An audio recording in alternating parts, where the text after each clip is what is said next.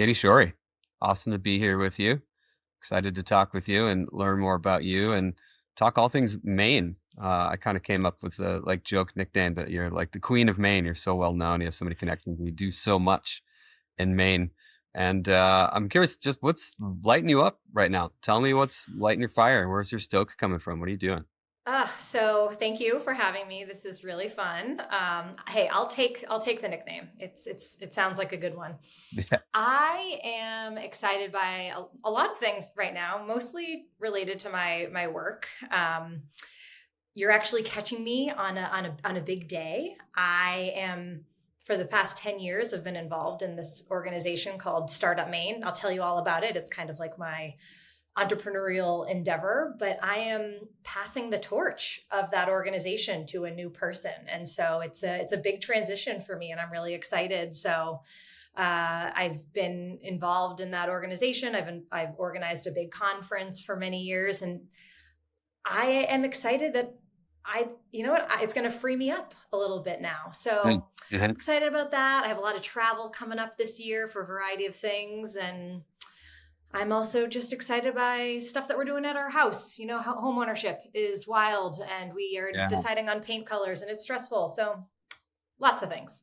Ha ha ha. Well, let me back you up to passing the torch. Like, are congratulations in order? Is it a bittersweet thing? Are you happy? Tell me about moving on and a little more why. So Startup Maine was the reason why I moved back to Maine. I had attended this conference. I had no idea that Maine had an entrepreneurial ecosystem. And I just caught wind that this was an exciting thing happening in the state and I wanted to be part of it. So I Uh-huh. ended up attending the conference, meeting a ton of people, building my network, and it's really the thing that catalyzed my decision to move back to Maine. So fast forward, I get involved in the conference, I start organizing, I join the board, and then I take over the organization in 2018. I turned it into a Yeah. nonprofit. We started to do year-round programming. The conference was our main the main thing that we were known for, but we were doing other things. Uh-huh. And I've been at the helm of that since 2018, and we just got a really big grant from an organization called Maine Technology Institute, and we have to get matching funding. But it's, I think being a leader is also knowing when you need to make a change or maybe Yeah. move out of the way. And I didn't want to be holding us back. I think we needed somebody with a new vision, with a new skill set. And Uh-huh. so about 6 to 8 months ago, we started to discuss what it might look like to get a new person as Uh-huh. a leader. Uh-huh. And with this funding, it unlocked the ability to get an executive director. And Uh-huh. I helped lead the search in that. And it's been really bittersweet Yeah. to let my baby go and, Yeah. and pass Mhm. it off. But I'm really Mhm. proud of Mhm. all that we've done. And it Mhm. was just Mhm. time. Yeah, the professional changing of the guard. So were you a bit of an entrepreneur before? Why was it that the business side of things had you so engaged and intrigued in that kind of work? When I look back, I've had really interesting jobs Mm. and opportunities that never had existed before, but then I was either the first person in that role or helped design the new role. Uh-huh. So it's more of, I think I had an entrepreneurial mindset. Mm. That was when I worked in Washington, D.C. I worked with this Mm. woman who started her own company and I was her first hire.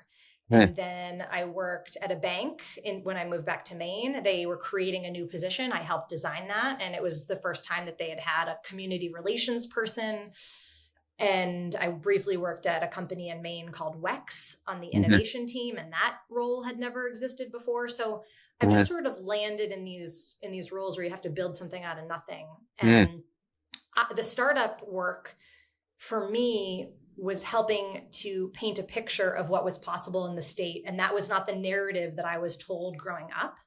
Yeah. I mean, I'm sure, like growing up here, we just didn't know what was available. And it's changed a lot since Mhm. the early aughts and the 2010s, but Yeah. there's more opportunities now. So I wanted to be part of that growth and helping grow the brand of Maine. Mm. No, I can absolutely relate in that mindset of kind of growing up in Maine. How old were you when you left? College. So Yeah. 18. And then I didn't Absolutely. come back Yeah. until after I spent about 7 years in DC and then a year Yeah. in San Francisco. Yeah. Oh, I can totally relate. I grew up in Maine and left at 18 and didn't return until almost age 40. And I remember kind of my folks saying when we were growing up, my mother specifically would say, Maine is always in a recession. Doesn't matter what's going on. The population's never growing. And I had that mentality that there weren't a lot of opportunities. It was, although a beautiful place to visit, it wasn't necessarily the greatest place to be, to live, to work, certainly to start a business and that kind of thing. Yes. Now, upon Which, my homecoming, I recognized that, like, oh, wow, this is a totally different world. And I appreciate it a lot more than I ever did. and that ties into my day job, which is with a group called Live and Work in Maine.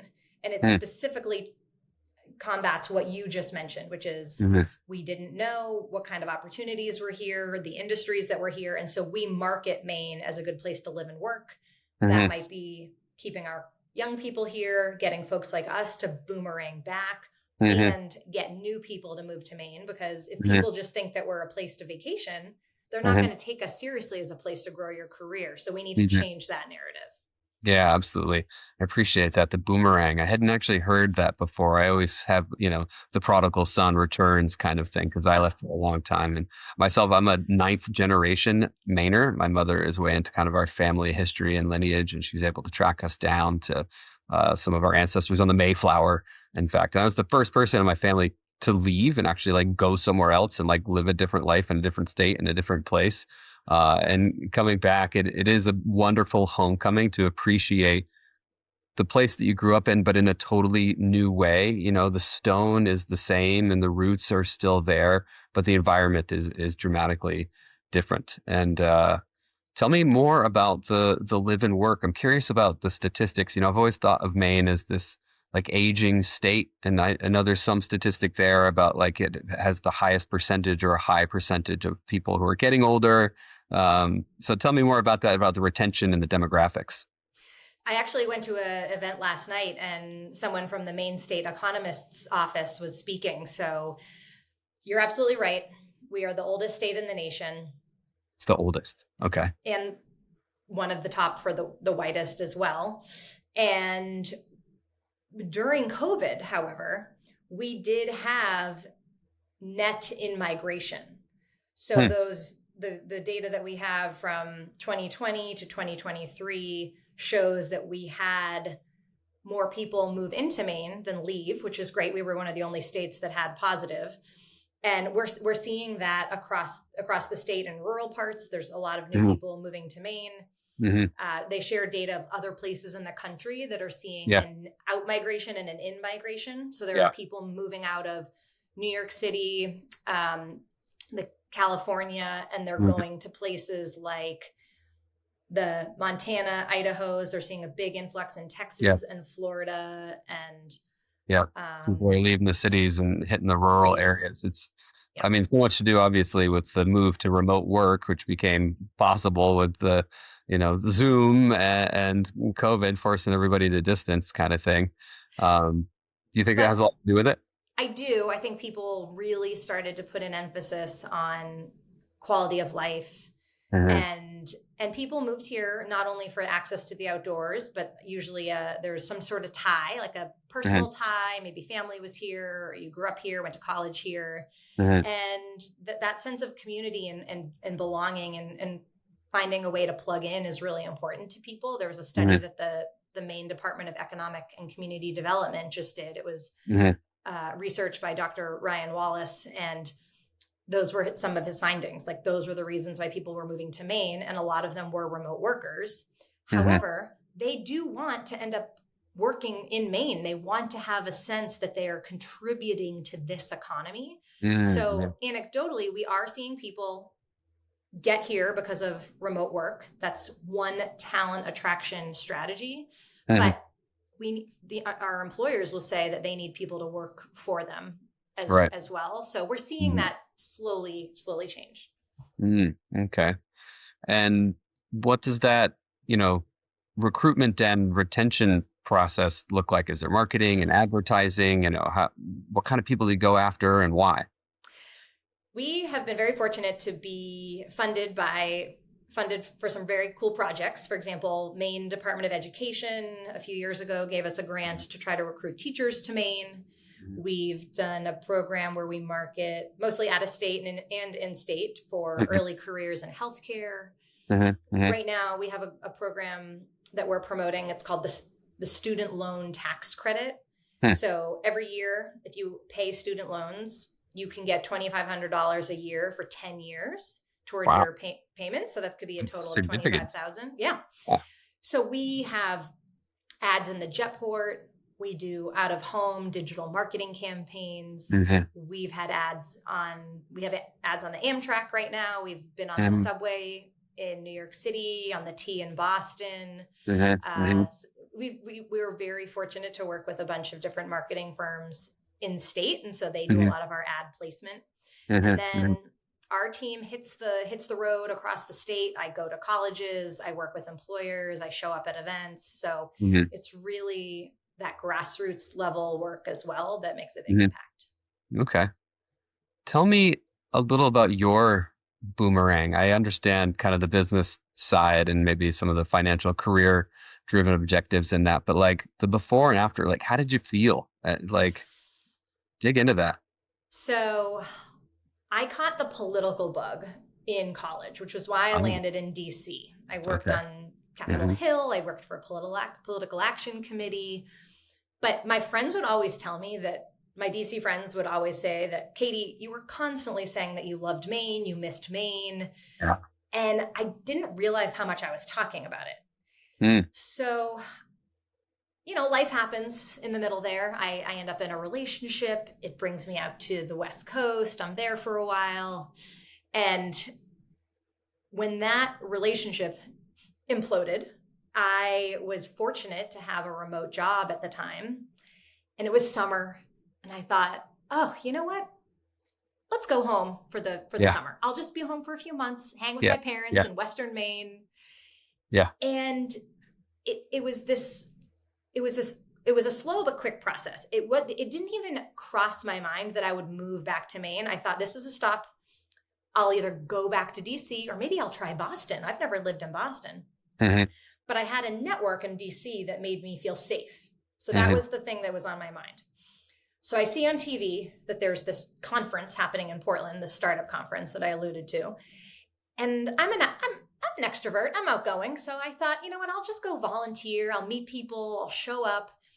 I go to the conference and my mind is blown. My world is transformed. I'm meeting all these people, these young professionals who I didn't even know were in Maine. By the end of the second day, I had somebody who was like, hey, I just saw an apartment up on the East End that's for rent. I don't think it's a good fit for me, but you should totally check it out. So I run up there and it was probably the most impulsive decision that I ever made. But I was like, I want to be here. I want to be part of this action and I want to be part of this growth. So it was a little bit of a risk, but enough. I think I had enough stability. I had a job, right? Like that was huge. I could land and not feel too underwater. And when I think about the before and the after, I guess I was just waiting for the opening. I was waiting for the sign to say, you can be here and you can do something here. And of course I missed DC, but I had friends that were moving out of the city. It was a great period of life for my 20s. Yeah. I just really wanted to give back where I grew up. And there's something about your roots and leaning in here. So that's the after was really like a sense of belonging and that I could make a difference, to be cliche. Yeah. Well, it's cliche because it's true. I love the beauty in that, the universe kind of opening that door for you and you're being able to walk through it yourself. It sounds like you've landed in a really good place now in terms of your career and your passion and your drive there. But you kind of alluded to building a home and did you reference kids maybe there too? I'm curious about, what's exciting you in the day to day once you get away from the pen and the pad, so to speak. I have been very intentional about building not only my business network, because it is truly something that I hold dear, but also my female friend group. Mm. I found it very easy to make friends in Maine, be it through theater, through I've been set up on friend dates, and it just really turned into something beautiful. And then I have a partner. His name is Brock, and we've lived in a few different places around the state. We landed in Auburn, Maine, which is about 50 minutes north of Portland. And yeah, just sort of nesting, and we got a cat. So like, I feel like I'm slowly adulting here. Yeah. What's it like being the first time homeowner? It's something I'm aspiring towards myself. And I understand it to be a lot of work, but like a lot of exciting nuance to the feng shui. What's it like for you building out your dream? We did a little bit of a 180 going from renting to where we are now. We have a yard, there's a pool, a driveway you gotta plow and snow blow. But Yep. obviously, growing up in Maine, we were equipped for realizing that it is work and we can do it. Mm-hmm. It's been funny. We haven't hung anything, and we've been here about a year. We haven't hung anything on the wall, so I feel like I'm just waiting and nesting a little bit slower than I thought. Yeah. And it's just been one thing after another. YouTube's been our friend. Brock's really tried to lean into the handyman way, and just envisioning what it could look like has been really, really fun. I'm not like a creative person like that. I have creativity in my life. I don't find myself a good interior decorator, but I have friends that give me their 2 cents. Sure. You don't have the Pinterest board for your DIY decor. Yeah. Should this frame be mahogany or oak? Yeah.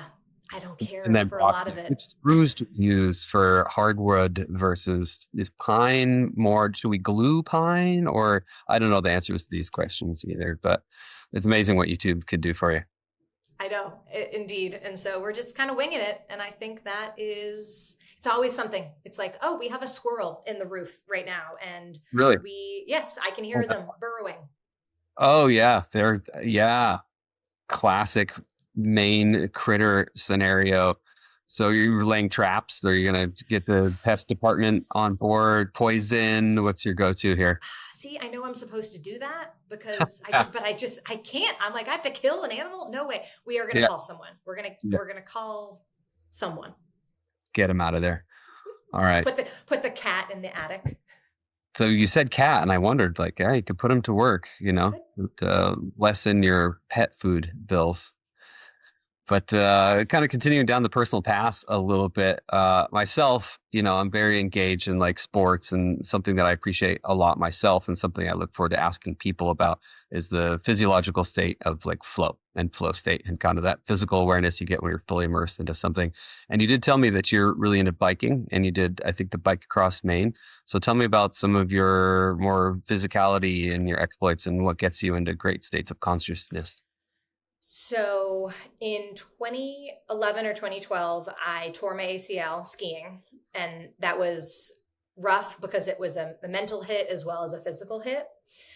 But once I opted to rehab for about 7 months before I had surgery, because I wanted all the leg muscles, my calf, my hamstring, my quads to be really strong to support my knee so it wouldn't atrophy on the other end. And so I had the surgery, and then I decided that I wanted to train for my first sprint triathlon after that. So a year to the date of the surgery, I did my first try. Wow. And so biking was a huge piece of that. It's the longest part of the race, and it's the lowest impact on your knees. And swimming, of course. So that was really what got me into cycling to begin with. Mm-hmm. And this started back in my DC days. There was a bike shop on Q Street, and they just took me under their wings, and I'd go on rides multiple times a week with this group. Yeah. And I don't know, that activity just, it landed with me for some reason. I mean, some people are runners, some people do other things. I just like cycling, climbing specifically, not sprinting. I like climbing.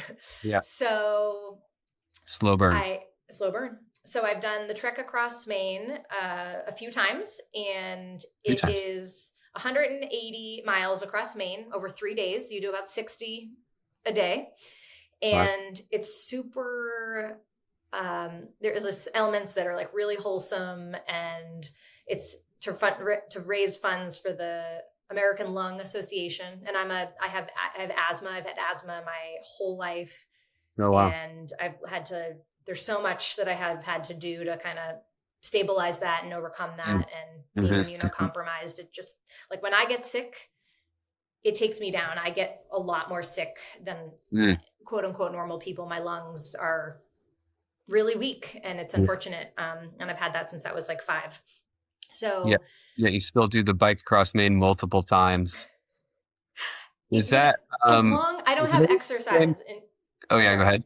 I don't have exercise induced asthma. It's just when Mhm. I'm ill. So it's more that Oh, I always travel when with an inhaler, yeah. and it can sneak up on me every now and then, but Yeah. it's very much contained. Yeah. Okay. Interesting. So the bike across Maine, you did it 3 times. Is it always, does it have the same start and finish? And where does it go? So the first time I did it, it was a little bit different. I think we started at Sunday River. We were in Farmington at one point because Yeah. you can either camp Hmm. or you can stay in the dorms. So we actually do a lot. You tend to land at college campuses, On the and river, then on Northwest Maine, kind of. Northwest, and then we ended on the coast though. Okay. I'm Hmm. forgetting where, but we made it to the coast, and then the Yeah. last time About I did it, 180 miles east.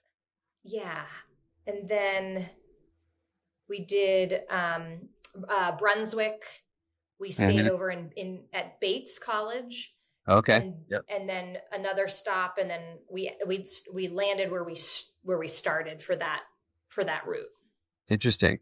And do you have a team? Like, who do you do that with? Is there like sponsorship, solo rides?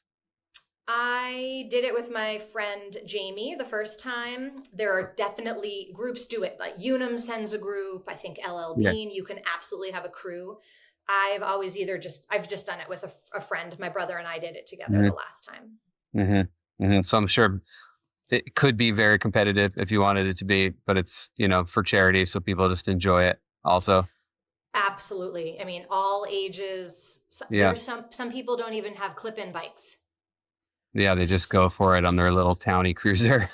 Wow. Yeah, and so that Yeah. I couldn't be me, but I don't race. Hmm. I just Hmm. go, and you finish, and there's food, and it's great. Uh, Whereas the Try for a Cure is hmm. a women's only sprint triathlon that Oh, also benefits the Maine Cancer Foundation. So I've done that probably I think 7 times now.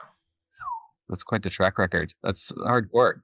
I have been doing a lot of athletic things in my life, never done a triathlon. It's a different level of cardio. I will say, knowing you, a sprint you could do in your sleep. I just think of it as like an hour and a half workout.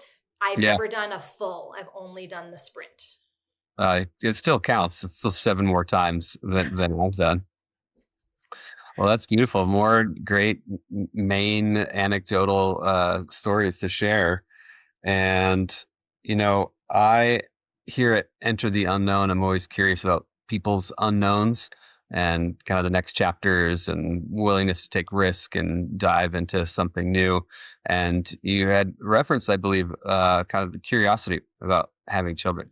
And I myself am really looking forward to planning my family and getting really into some of the nuance of like childbirth and preconception protocol and just like learning so much because I'll say really confident in my decision making about it now, but I never used to be. In fact, there was a long time in my life, most of my life, in fact, where I actively did not want children. I was decidedly anti kids. I was going to be Peter Pan, fun loving guy forever.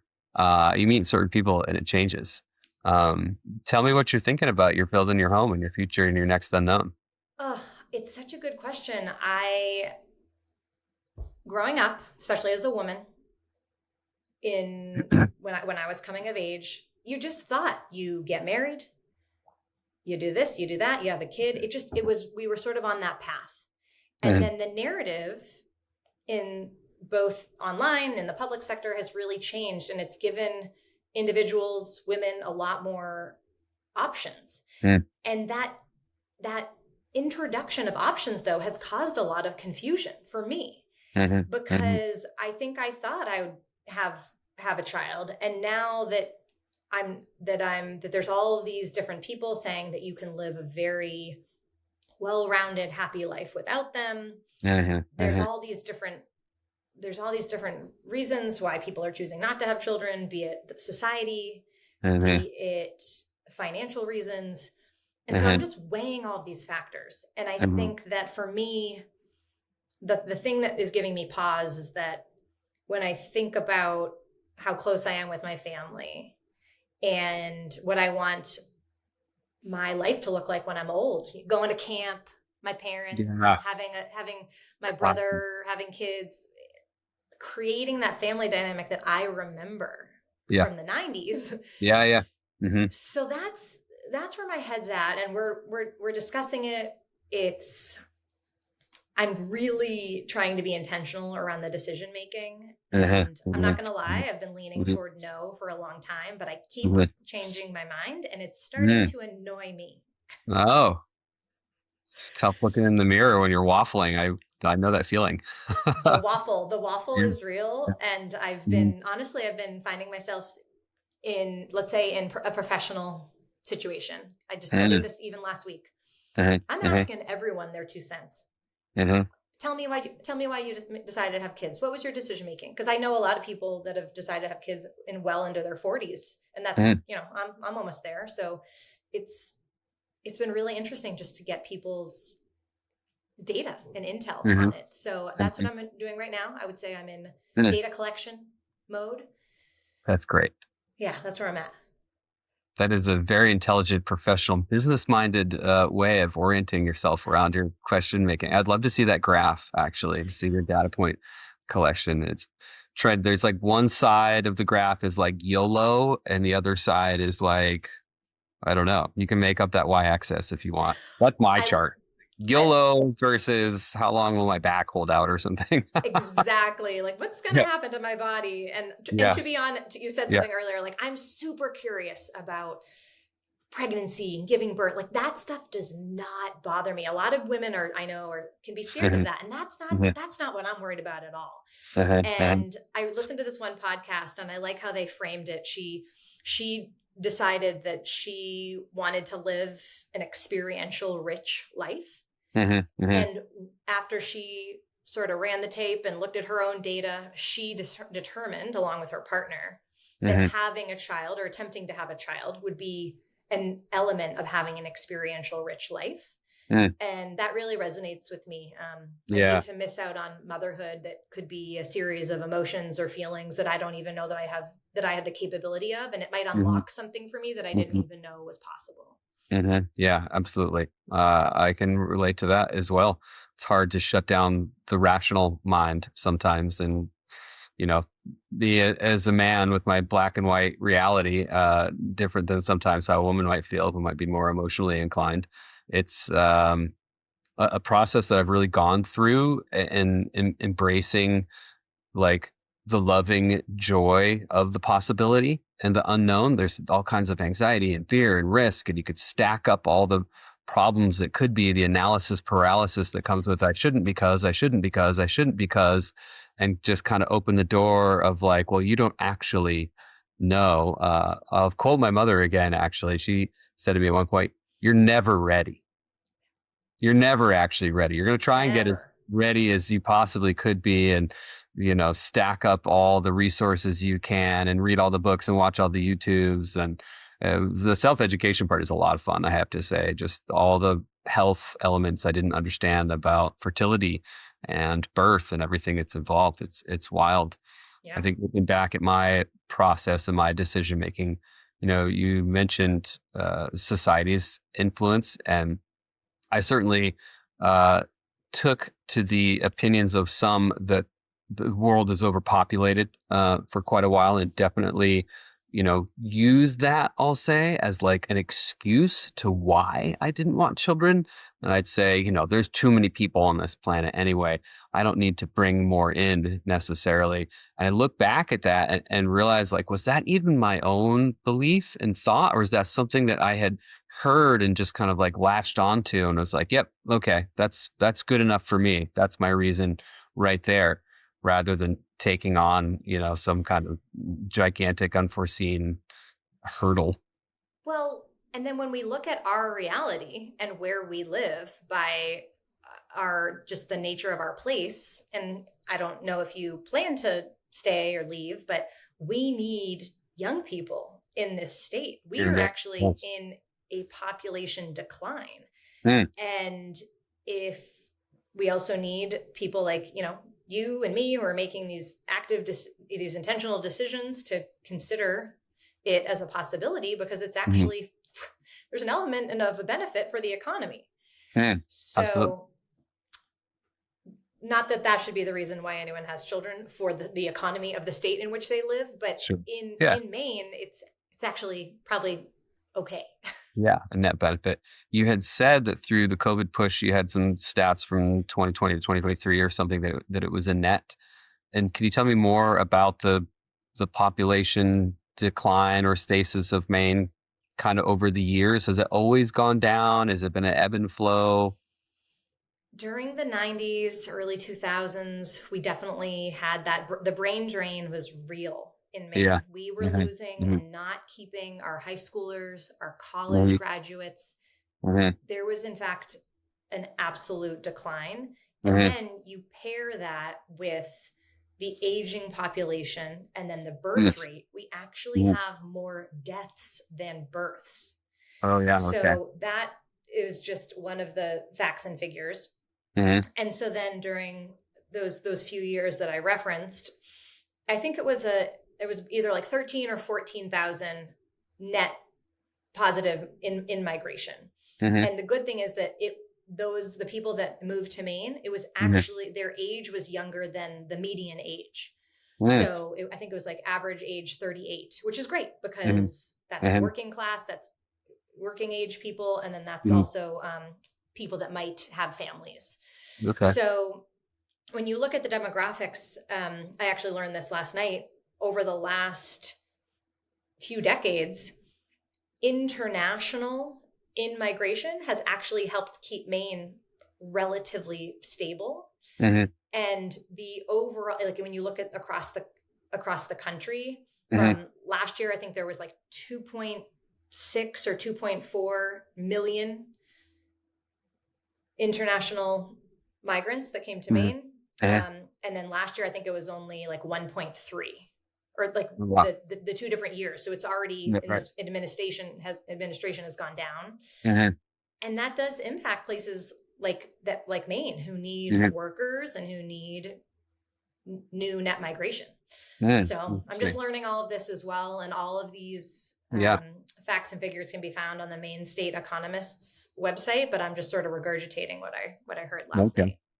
Do you know offhand what's the median age of a person living in the state of Maine? I thought it was in the low 40s. Oh, it's the low 40s. Mm-hmm. And is that something that's going up or going down? Or also, how does that relate to the nation median? Is that something you're aware of? I think the nation, Maine is. I don't want to get it wrong. That's I don't want okay. to get it wrong. I'm so Go for sorry. it. Guess. I would have I come can pull up my forward phone with. and ask AI, and I'll tell them immediately. Also. I know. I know where they're moving to, and I know where they're moving from typically. Mhm. But the median. Oh, actually, okay. Here we go. Ready? Let's hear it. This is what we know about recent arrivals. Okay. The median age is 31, Okay. which is younger than the statewide median average, which is 44.8. Okay. So Yep. our new people are younger. Yep. And there's slightly more females than males that are Oh. moving to Maine, Okay. which is interesting. That's good if we're trying to get the birth rates up. Seriously. Yeah. And let's see, 56.1% have a bachelor degree. And climate influenced some decisions, but was not the primary driver in why they moved to Maine. Oh, wow. Interesting statistics you're able to pull. Mm-hmm. Huh. Wow. Okay. And that's because people really like the cold and the wet. So that's why they came here, right? That's the climate incentive. The concept of climate migration Mm-hmm. is there is either an intentional or kind of unintentional, but intentional is maybe, or sorry, it's like you were forced out Right. of an area. So that could be Mm. wildfires, Yeah. floods, you name Mm-hmm. it, hurricanes. Grapes. Yep. And then, so you had to leave an area. And then other people who want to have access to places that have water, outdoors, no smoke.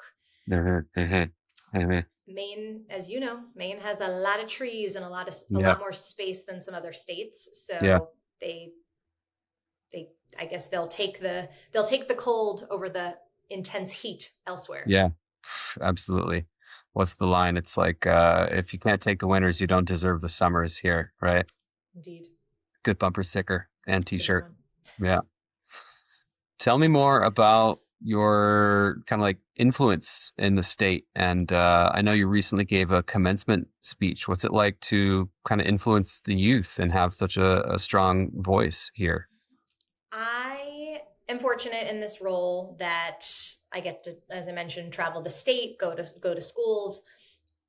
And I was asked by Central Maine Community College to give the commencement address and really try to bring home the message that we want these young people to consider staying in Maine, that we need their skill sets, that we need what they can offer. Mm-hmm. And so I sort of shared a story of that.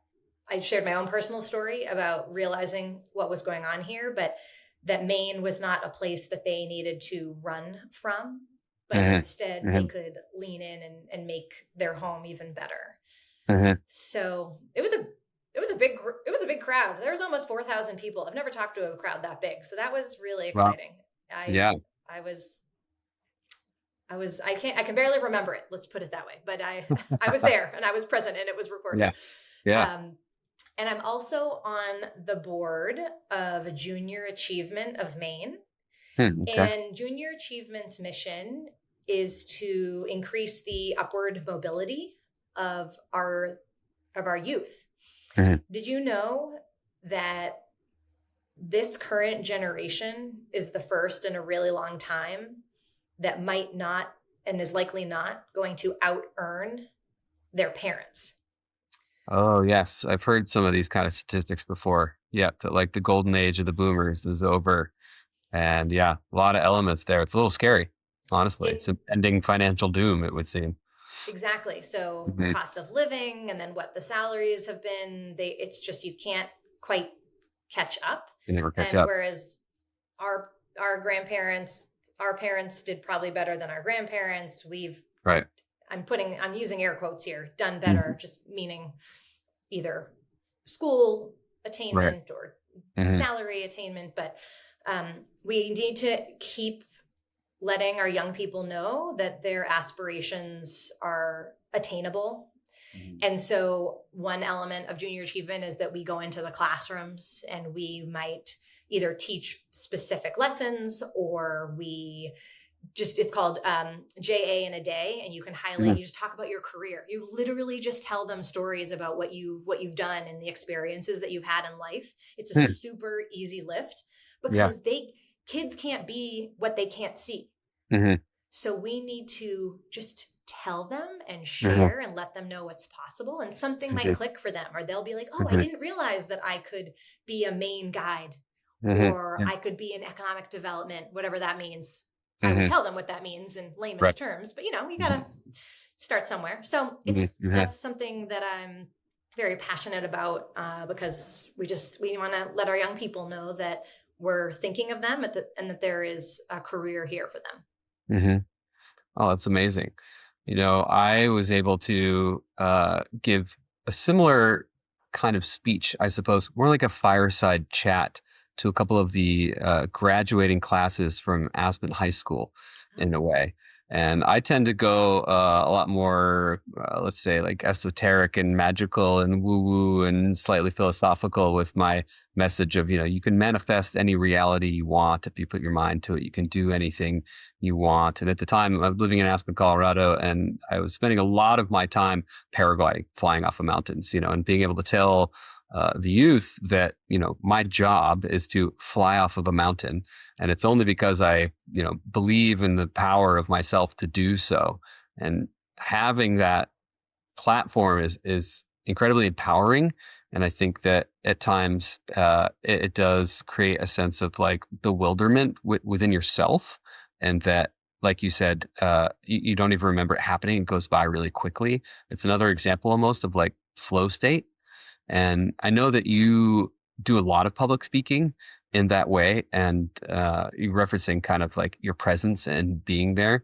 Tell me more about public speaking and kind of getting into that state of flow and who you are in broadcasting your message and influencing people. I think I see it mostly show up when I'm moderating conversations and panels. Yeah. I take the conversations very seriously because one, I want to make sure that the audience has a good user experience and learns something, and it's not just this high level fluff. Mm-hmm. So there's always a lot of the prep that goes into it, and having contingency plans of, okay, if we run out of questions or if this happens in the middle of the event, I need to make sure I can pivot, or if somebody drops something that's really, really powerful and the group picks up on it, okay, we're going to lean into that and go. And I'm thinking specifically, I moderated an event for Maine Biz last spring. It was the Women's Leadership Forum, and there was a really big crowd, but I wanted people to be able to take away real nuggets, like real action items. So if I'm following along in the conversation with the panelists and I don't quite understand something, it makes me think the audience might be lost at this point too. So I'm constantly making sure that I'm having them clarify, give a real example. How did you, if it's work related, it's like tell a story there so we can wrap our head around it. And I reflect back on conversations such as that. And I can't even remember it. It went by in a second, and I black out a little bit because I think I'm truly zoned in. And then people tell me after, oh, it was great. You did X, Y, Z. And so I'm like, okay, it must've been okay. But if that's flow state, then that happens every now and then. Oh, that's amazing. I love that. I recently learned about, I believe it's called neural echoing, where there's something that happens within the brain and through eyesight. And so when you're communicating with someone, the words and the sound actually that you're using are a very small percentage of the nuance that you pick up on actually. And the neural echoing is when, if I say come at you very agitated and like hot and fired up, that you are actually going to within milliseconds kind of like embody that, and it's going to change your like neural echoing effect, and that you're going to come back to me with that. And so your ability to cue into those people in those live minutes, it says a lot about like your personality and your persona, that you are kind of like juggling these multiple conversations, I'll say, while simultaneously cueing into these people's physical reactions and that physical language, that body movement that's coming into you. That's absolutely flow state. You in those moments are shutting down all external influences. You're not thinking about the squirrel in your attic at home.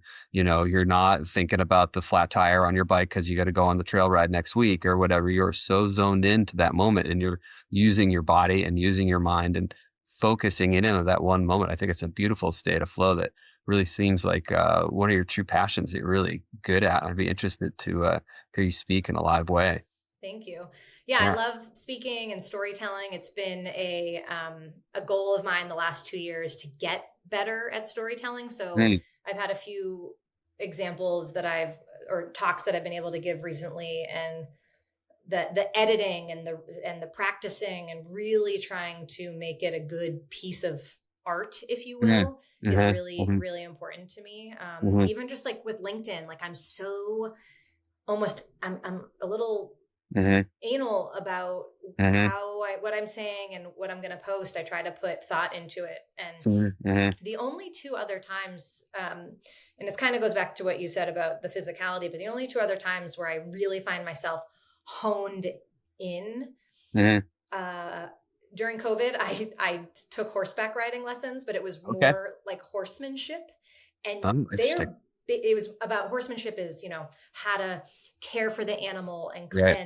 and know how to make a connection with them. And Mm-hmm. because their ears, when they're in tune with you, when their ears do a certain thing, and Mm-hmm. knowing how to care for them and get them to follow you without being on a rope, all these things. Sure. You have to be so present because those are big animals, and Mm-hmm. there's something about that connection with them. Uh-huh. And then recently, I don't know why I did this, but recently I've started to take adult ballet. Mm. I danced like through college, and I haven't done it in like 15 years. So, but you really got to concentrate, and it's the Yeah. only thing in my life right now where I feel like I can put this stupid phone down and be Yeah. away from screens. Oh, And yeah. I'm Mm-hmm. searching for more stuff like that. Yeah, well, absolutely. It's cathartic. Things like dance, it's moving meditation. And absolutely you have to be so cued into your movement that you shut down everything else and focus in. And there was a climbing training book I read years ago called The Rock Warrior's Way. And a lot of it was like very climbing specific, but it had some psychological stuff. And part of it that I'll never forget is they say you have to fire the laser, meaning fire your mental laser, where you have to harness in every part of your body and your soul and your mind to really get that like ultimate focus. I love that book, and I always share that kind of fire the laser with firing your flow and your focus. And that's a great story. And I love that you're dancing. Let's go. I got to go take a dance lesson because I'm getting married this year. I recently have been learning a lot about storytelling as well, and wanted to improve my abilities as a storyteller. I've written a few things and kind of working on some nonfiction work that I'm writing as well. And I learned that there's kind of like a 5-piece arc to storytelling, and it's known as the hook, the conflict, the emotion, the resolution, and the takeaway. And it's something that I've been trying to like maintain throughout my storytelling narratives and kind of remember that, it's like there's kind of like the catch and the thing that's going to intrigue people and keep them engaged in the story. The conflict is the actual action, the narrative, what's happening. Is it good? Is it bad? And why am I here? The emotion is the human connection, the passionate part, whether you're relating to it or it just sounds tragic or beautiful or love filled, whatever it may be. Uh, the resolution, like what the heck happened to that guy? Did he ride off into the sunset, or, did he shoot Johnny in the park? And then shout out to Johnny. Love you. You're fine. And the final bit, the takeaway, like what is the message and what is the meaning? That's the Disney happy ending, if you will. And figuring out how to both write and tell stories that like maintain all of those elements, it's really difficult. I myself tend to like over explain at times, and recognizing that like simplicity is a lot more powerful, and oftentimes like complexity is a lot more forgettable. I like Uh, that. I'm going to take that with me. yeah, there you go. That one's free. You can have it. Yeah. I wanted to ask you something kind of maybe as we get towards wrapping up here and trying to keep to my theme, which is pretty broad, but bringing back the Enter the Unknown here. Thanks for joining me on Enter the Unknown, Katie. I appreciate you. And, like a little message, little words of wisdom, maybe to either our audience and listeners, or perhaps even to like your past self or future self. What is something that you wish you had known? Like what was unknown to you in the past that you know now that you wish you had known then? I think it all comes down to knowing when there is an opportunity, or where you need to make your own opportunities. Hmm. And I've been very, very blessed that I've had a lot of really cool jobs. But if I look back, it's like, well, I kind of put myself in certain positions, or I volunteered for different groups, or I just tried to build my network. And one of my things that I believe is that you really got to give before you get. Oh, And great quote. I think I've tried to do that in my professional career. And then it's also just put me in certain positions where I was maybe at the right place at the right time. But if I was to look back at my younger self, I think it would just be it's okay to have ambition. I think there's been a lot of Mm-hmm. times that I Uh-huh. tampered that down for a Mm-hmm. variety of reasons. Mm-hmm.